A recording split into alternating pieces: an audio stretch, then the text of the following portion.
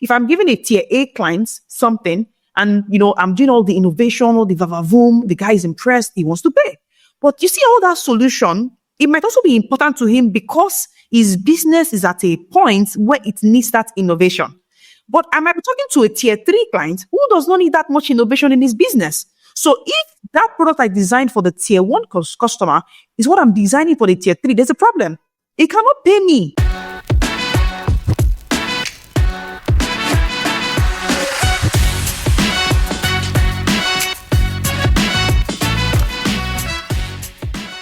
Something that's just very interesting I just wanted to say is this.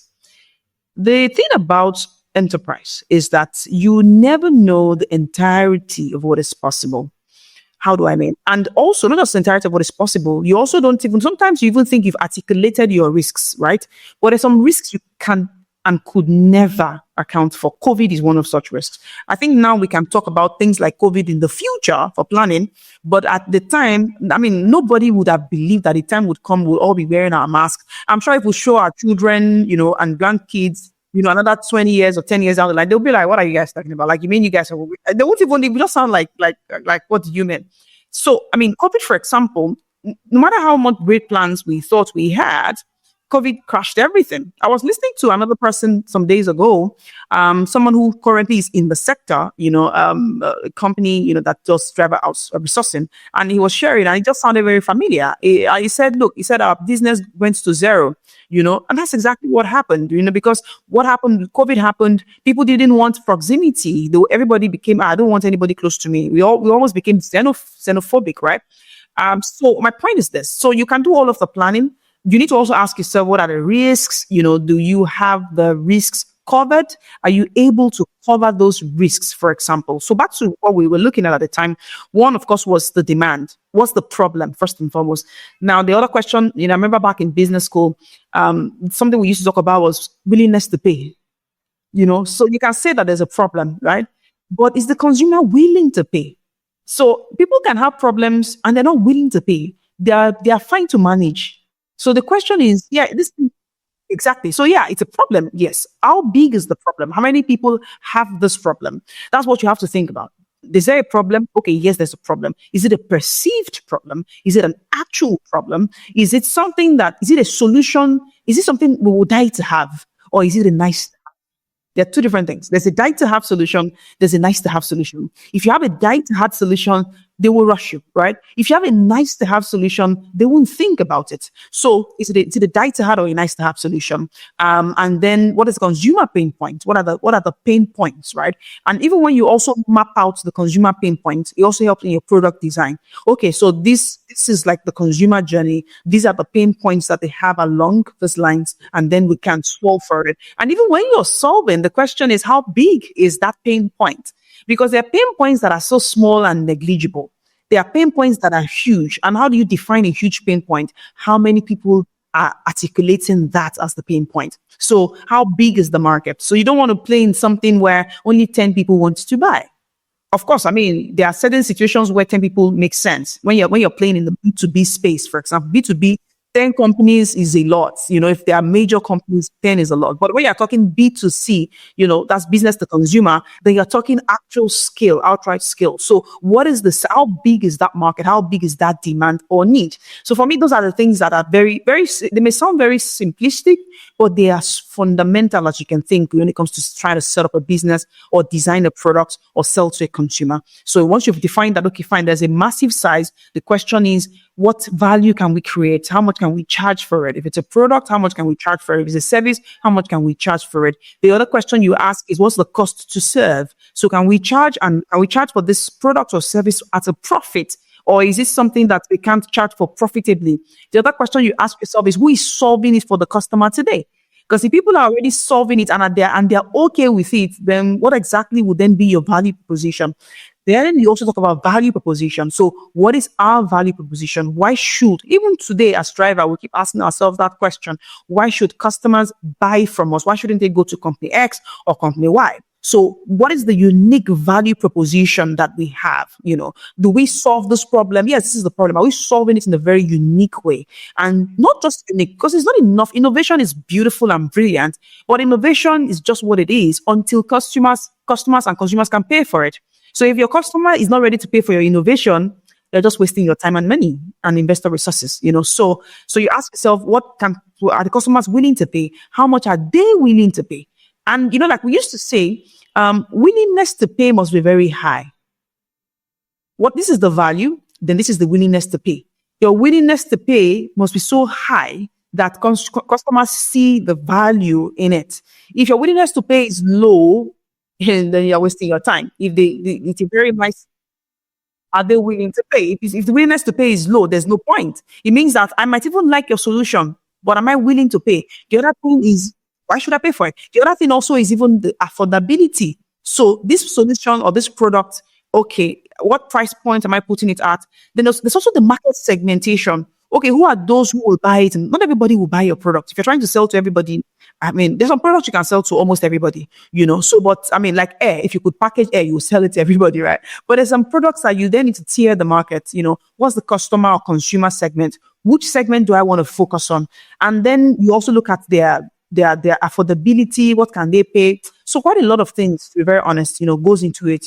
But like I said, even if you've done all of this consideration, you also need to ask yourself, what are the risks that are involved? I'm doing a design currently. I can't talk about it though, but I'm doing a design currently for one of our products that we've actually even brought it to the market. We're working on partnerships. I'm asking myself so many questions in the process. Same thing I've just told you now is what we're doing again. We're looking at it to say, okay, what's the size? And sometimes you even do what you call pilots, right? You pilot something. So you do it in a very small scale to test the market and test the response. There's something we say in marketing, sense and respond, right? So you've launched a product. Let's say you're running a pilot. I've launched this pilot. What is the market response to this pilot? A couple of things will happen. You would probably learn that, this solution, the consumers like it, but they would want you to add XYZ for them to be able to buy it. Or this solution, they don't need it. In fact, sometimes you can even launch, and this is talking about pivots. You might launch something and think that is what the consumers need. But you then find out that that's not what they are buying. They are buying a subset, of that thing. So, like I usually say, I think in summary, the consumer is your compass. The consumer will help you find your way in the journey. So I think that when you found an enterprise, you don't know the entirety of what it can become. You find out after you started, and you find out through interactions with consumers. Consumers will always tell you what they need. The only question will be, are you paying enough attention to it? Yeah. Wow. Thanks a lot, Tony. That is loaded, right? That is the kind of, like 2-3 minutes that you kind of have to listen to again and again and again and again for you to get everything that is packed in there, right? So thanks a lot for sharing all of that you shared. It really, really inspired. Now, if I go back again, just still on that question. Now, so you are in P&G, you're going to leave, and having a good chunk of this knowledge already, because you have a background in consulting. Now you've worked, for P&G and all of that. Now, I'm not sure, did you send that survey to potential clients or, customers to say that, guys, are you guys feeling any pain around this area? I have experienced it as an individual, but I want to check that this is meaningful.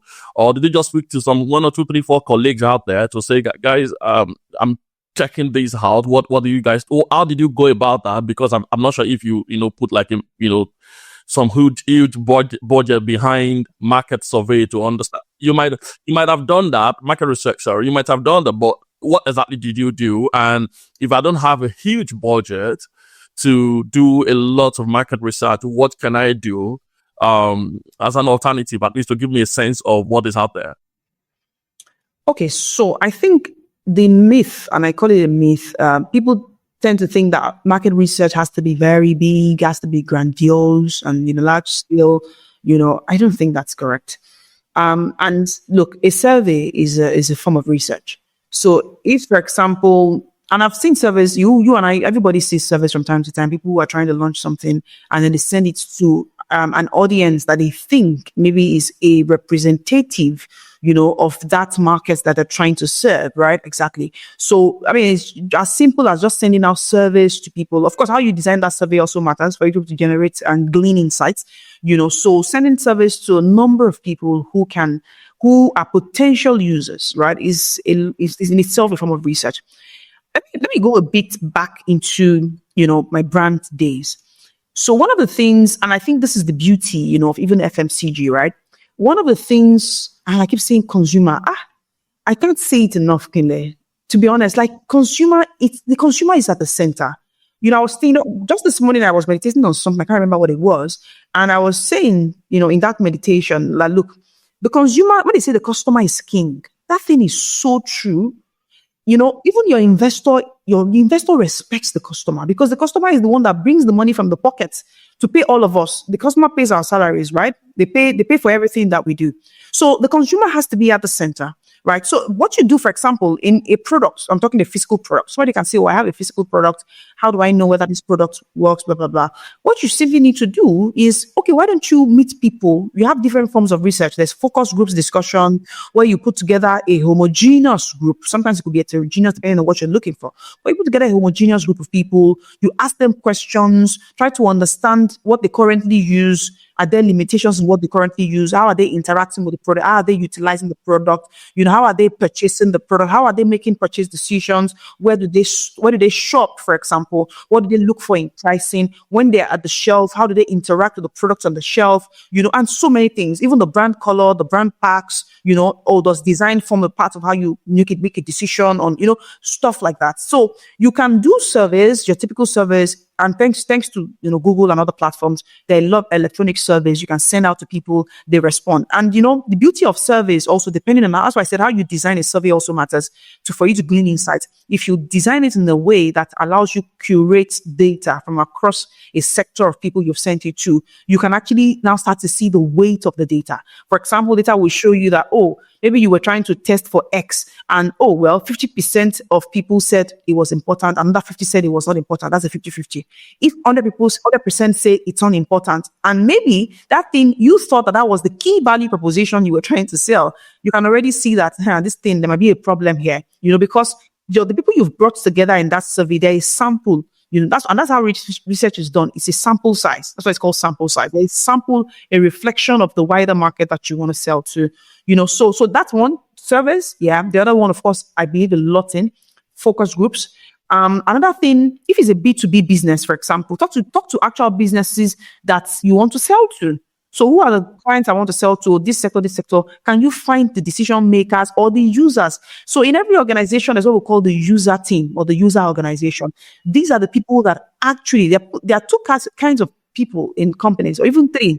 There is the user, there is the buyer, there is the approver. A lot of times, the closest person to the products or service is the user. The person who is buying may not even, he just knows that whatever the user tells me is what I will use to make a decision. So the question is, can you find the users within the companies you want to serve or potential companies, interact with them, talk to them, engage them, and they will tell you what the problem is. Let me use logistics as an example. If you go to any logistics company, you're talking, okay, I want to sell logistics, I can guarantee you one of the biggest things you will hear is, I need, can you provide me with transportation? Because companies want to expand, they want to expand the service, right? Can you provide me with transportation? Okay, so let's assume you speak with 10 people, who are in that space. And let's say you had 3 products you wanted to sell. And out of those 10 people, 7 or 8 tell you, this product A is what is my biggest pain point. Then the remaining 2 tell you, this product B. You already know that when it comes to size of price, those 7 are giving you some pointer as to where the market might be. So another thing you do in research is that once you found that sample, sometimes you want to revalidate to say, okay, could it just be a fluke? Then you talk to another set. If you now do another set of 10 and you're still getting another, in fact, maybe you now even got 80% saying that, this service A or pain point A is my biggest pain point. It's a pointer to you as to, it looks like this is the gap in the market. Then you can now come to the commercial side to say, okay, how can I solve this? What do I need to solve it? How can I solve it efficiently and effectively, and stuff like that. I don't know if that's helpful, but that's just, practical ways that I have seen that works. And thanks a lot, Toyin, for sharing that. My assumption is these things you've shared with us are not just ideas. These are things you have done, right? In one form or the other. Absolutely. In quantifying, do you Let understand? me give you an example. When you say things we've done, see, we've gone to Kano in my FMCG days, for example. We go to Kano, we go and sit in the consumer's house to listen to the consumer use my products. I'm not making a design on products because of how I feel about. It's not about feelings. Products are not about feelings. See me. I'm so consumer centric. I'm customer centric. It doesn't matter what I love doing. The question is what is important to my customer or consumer.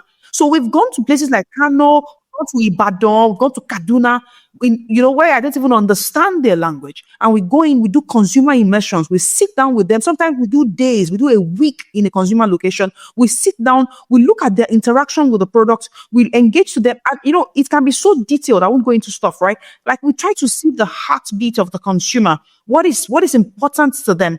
Are they buying my product? Are they deselecting my product? If they are deselecting, why are they deselecting my product? We even go to the trade to understand what is happening in the trade. Are customers picking it up? That's the distributors. Are they, so these are real life things. I'm not talking about theory. These are things we've done in the real life to make decisions on products that you see on shelf or you see in the market. Wow. So many things to unpack, Toyin, and I'm sure that a lot of people are learning or are going to learn a lot from what you've said. Because at times what I've noticed when I talk to business people, especially small business people, is people feel like I have this idea, it solves a problem for me. There should be a market in there. Build it, they will come. That's what it's called. Right. And yes, there is an element of that. There is an element of truth in that, right? There may be something in there, but it's not just about something. It's about, is what is there big enough for you to sell everything you have or leave that job? And do you get what I mean? So, that aspect of it needs to be thought through. Otherwise, yes, some clients will come, some customers will come, but is it going to be, meaningful enough for you to say that you've made the right choice? So for me, that's why, I keep double clicking on this because, and to your point, consumers are the king, right? Shoppers are a gateway to consumers because one thing is for somebody to shop it, another thing is for somebody to use it, right? So at the end of the day, we want the people that use it, right? At what we call is a second moment of truth, right? To have an experience that will make them feel like using it again and again and again, right? And for me, it speaks to all of the points you've made around ensuring that this adds a lot of value to consumers. And if that happens, then we don't need to so worried about return business or scale. Selling becomes very easy because what they need. Because selling becomes easy, right? And I can speak for salespeople, right? At times, the struggle we have is people like you who haven't done their job well, right? They just give me a product to go and sell. And, I get out there, I put it on the shelf, but I refuse to leave, right? Because there is a missing link. No, somebody has not done that. They've not thought through around what is really required, needed, or even bringing it to market at the price that the consumer can pay for. The whole equity thing, the whole thing around affordability, availability, and all this kind of stuff, right? So thanks for all that you have, shared. I think we're just getting started. I hope we have enough time to do our interview today. But, my next question is around, it's still related in a sense, but so you mentioned something when you were speaking earlier around segmentation of consumers and customers and all clients and all of that. And I know today that you probably make some choices. You've made some choices around who you want to serve, right? And how you want to serve them, which basically is the core of what strategy is, right? Making choices around some of those things, right? What we do for, and all that kind of stuff. So I don't know if you can double click a little bit into that in terms of you are setting out, right? Either initially or later on, when you are pivoting into something different. Did you do some of this exercise? Did you kind of identify a few organizations or a particular sector that you wanted to serve And what was the thinking behind that? And if you can share a little bit about maybe the sector or the sector that you zeroed in on, I think that will be helpful for our viewers or listeners. Very interesting question. So indeed, I'm a big believer in segmentation and tiering the market. And interestingly, when it comes to market tiering, I've seen this even on the client side. So I've seen it on our side. I've seen it on the client side. There's some clients that actually, when it comes to suppliers, they have tiers of suppliers. So not all, there's this the animal farm, George Orwell. He said all animals are equal, but some are more equal than others. So you find that even on the client side, yeah, they also have tiers of suppliers. They have the tier one, they have the tier two, they have the tier three, and there are different things that are going into how they tier. And I mean, it's also fine for you as a company to say, okay, these are my tier one clients, these are my tier two clients, and these are my tier three clients. So for us, for example, look, we're not here to serve everybody. One thing I already know, and I knew even from the get-go, is that we will not serve everyone. So, like I said, there's a project we're currently working on. And in fact, working on that project just yesterday while I was looking at some of the numbers. And I said to myself that, you know what? More than ever, as we go into the next 5 years, we'll even be more deliberate about who we serve. Because we certainly want to serve you with all of our hearts. We want to do painstaking logistics work for companies where we can actually come in and add proper value. And the truth is, like I talked about willingness to pay. If you don't want to pay for that value, I don't have to serve you. But guess what? The companies who pay for that value will see it in their operation, right? They say pay peanuts, hire monkeys. That's fine.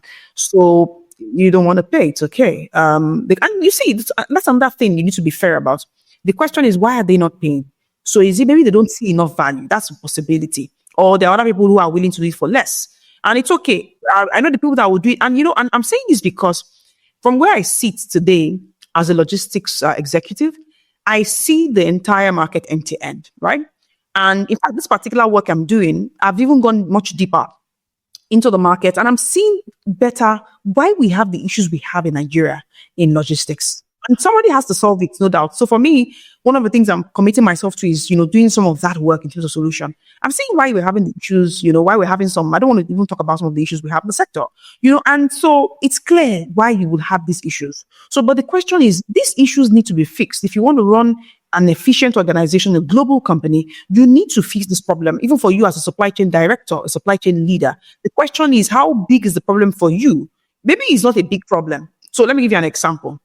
If I say that, you want to move cargo, you want to transport your cargo from point A to point B, and the question is, how quickly do you need to move that cargo? So one company can move that cargo within a day. Another company can move that cargo 2 days. Another company can move that cargo 3 days. Another company can move that cargo, I kid you not, 2 weeks, 1 month. Now, you see that between that 1 day and 1 month, what you have in between is just a set of inefficiencies. So some of the price we're paying, for example, in the logistics sector today is just gross inefficiencies left, right, and center for different reasons. So we are now seeing, how can we really roll up our sleeves and solve some of these challenges? It will come at a cost, of course, but the companies to whom delivering in a day is important are the people I will target. If my solution is 1 day, so there's no reason for me to have a 1-day solution and I'm trying to sell it to a company that doesn't mind that thing being done in 30 days. I'm just giving an example. I don't think companies want to. I'm just, so I would then focus on the people who want 1 day. The conversation is easier. The sale is easier. The values and there's value alignment. The value I create, the value they want. There's an alignment. So therefore, purchase is easy. Sales is easy. So segmentation is very, very important. You must ask yourself, how have I and there are different ways to segment, different ways to segment your market. So how do I want to segment, basically, for example, based on pricing? Okay. Or that's why you have things like, in the consumer balance, it will be, things like affordability, right? Price to pay. Can they pay? People who can pay, for example, and not just even pay, there's pay. Some people have money. Having money is not the same equivalent as willingness to pay. I can have money, I don't want to pay you. even when I know that you are giving me something, right? So You come that's to why the value equation. Say, what do exactly. you think So you're that's why getting? this is how you then when people say, "Oh, these are premium clients," or that's how you arrive at it. Oh, my premium clients are the clients that can pay me good value for what I do, and what you then do, for example, and there's also a way you design. I'm very big on products, maybe because that's my background, right? On product design. So you have to factor your design into some of these things. So if I'm going to serve a premium client, that is where you use the height of your innovation. I will go all the way to innovate for that client, give them solutions that are out of this world because they can pay for it. But you see, that solution I'm giving to that client, I might come to a tier 3 client. I don't like to use the word tier 3 client, but you get what I'm saying. I might come to a client, let me still use tier. If I'm giving a tier A client something and, I'm doing all the innovation, all the vavavoom, the guy is impressed, he wants to pay. But you see, all that solution, it might also be important to him because his business is at a point where it needs that innovation. But I might be talking to a tier 3 client who does not need that much innovation in his business. So if that product I designed for the tier 1 customer is what I'm designing for the tier 3, there's a problem. It cannot pay me. So if my strategy is to go after, I have a tier 1 product, but I'm running after tier 3 customers, then there's a problem because you will not sell. And you'll not say, oh, well, maybe my product is the issue. It may not be your product. Maybe what you need to do is to tweak that product, take out certain elements, and then put together something that is just good enough. There are certain customers and even consumers that just want just the bare benefit, just good enough. I don't want any pampara, just something basic, and I'm okay. Hey, thanks a lot for taking the time to watch the podcast. We are super thankful for you taking that time and investing the time to learn. We hope that you find the story inspiring, and beyond that, that you've been able to articulate 1 or 2 things that you want to do differently in your own entrepreneurial journey. May I encourage you to please like, subscribe, comment, and please share the word within your own circle of influence, especially within those that you think are on the same entrepreneurial journey with you. May I also encourage you to please, beyond subscribing to our YouTube channel, follow us on our other social media platforms. That means a lot to us, and we can see that that helps us to track that we're making some progress and so making some impact. Thanks a lot once again for taking the time to watch, and we'll see you on the next episode.